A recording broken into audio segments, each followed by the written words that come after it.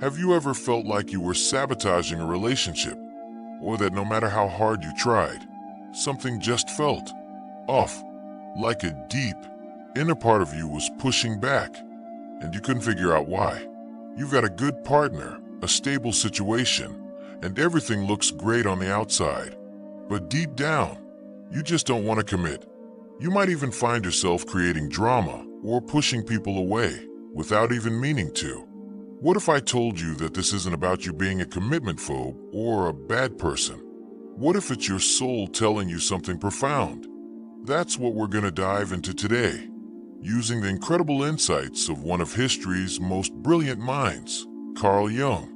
But before we continue, I'm offering you a free ebook to thank you for supporting the channel.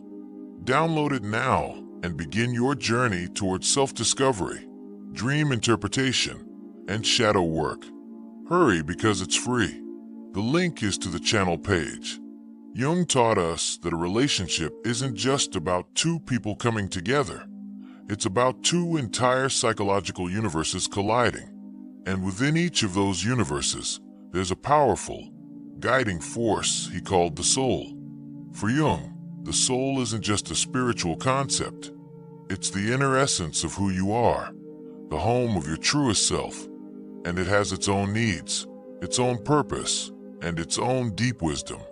So, when your soul says no to a relationship, it's not a rejection.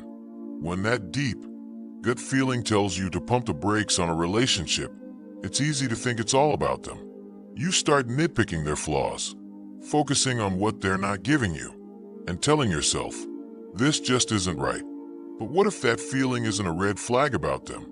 What if it's a giant neon sign pointing right back at you? According to Carl Jung, your soul saying no isn't a rejection of your partner. It's a redirection of your own path. It's a wake-up call, a signal that something crucial is missing, not from the person you're with, but from you. Jung called this a crisis of meaning. It's that moment when you're looking for purpose, fulfillment, and a sense of self in someone else. But your deepest self, your soul, knows that kind of meaning can only come from within. Maybe you've been neglecting your own dreams, sidestepping your personal growth, or ignoring a calling that's begging for your attention. Your soul knows you can't truly connect with another person when you're not connected to yourself.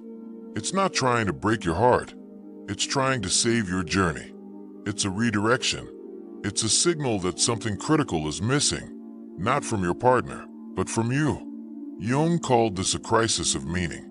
Maybe you're chasing external validation through a relationship, hoping it'll fill a void that only you can fill. Or maybe you're trying to find completion in another person, rather than in yourself. This is the big one. We often enter relationships because we feel incomplete, thinking that another person will be the missing piece of our puzzle. But Jung would argue that you're not half a person looking for another half. You're a whole person, and your soul knows that. Think about it this way. For Jung, the path to wholeness is called individuation. It's the journey of becoming. You might lose yourself in the identity of being a couple. You start doing what they like, watching their shows, adopting their friends, and somewhere along the way, you forget who you were on your own. You become a we before you've fully become a me. Your soul, that inner GPS, starts to get restless. It sends out a signal, and that signal can manifest as emotional distance, a sudden desire to be alone, or even outright self-sabotage. It's a wake-up call, a desperate plea to get back on your own path. Now, let's talk about the shadow. This is a concept everyone's heard of, but few truly understand. The shadow is the part of you that you've repressed and hidden away. It holds all the traits you deem unacceptable, your fears, your anger, your insecurities. We all have one. In a relationship, your shadow can get triggered like crazy. Your partner might unconsciously embody something you've repressed in yourself, and your soul, trying to avoid confronting it, says, "Nah, this isn't gonna work." Maybe you have a deep fear of being vulnerable, and your partner is incredibly emotionally open. Instead of seeing it as a chance to grow, your soul might see it as a threat, and ITLL find a million ways to end things. Jung believed that true love isn't about finding a perfect partner. It's about finding a partner who helps you integrate your shadow, who helps you become more of who you are. The relationship becomes a mirror, reflecting all the parts of you that you've ignored. And if you're not ready to look in that mirror, your soul will hit the brakes. So, what are the signs that your soul is denying a relationship? First, there's that feeling of being suffocated. It's not about your partner being clingy. It's a profound feeling that your personal space and your personal journey are being compromised. You might feel a desperate need for solitude, for long walks, or just for silence.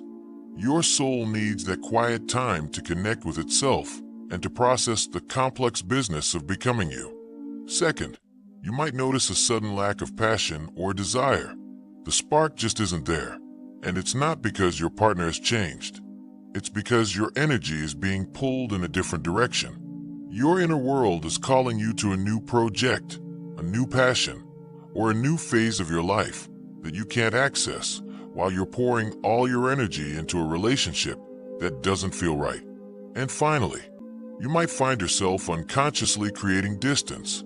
You might start picking fights over small things, becoming overly critical, or just withdrawing emotionally. This is your soul's last-ditch effort to create space. It's not malicious. It's a survival instinct. It's your psyche trying to get you back on your own path, even if it has to burn a bridge to do it.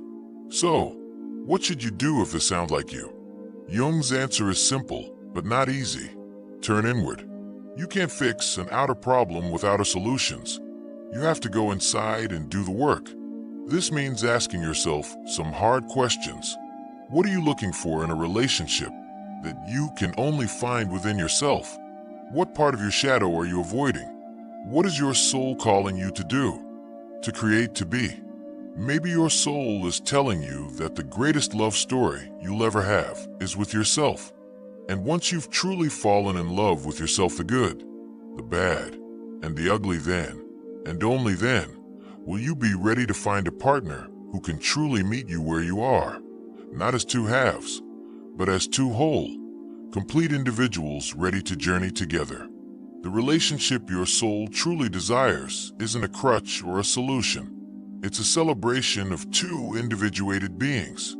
It's a partnership that honors your personal growth while helping you grow together.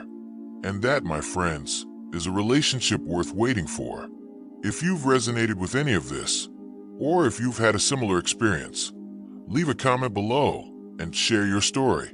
Let's create a community of people who are brave enough to listen to their own souls. And remember, the journey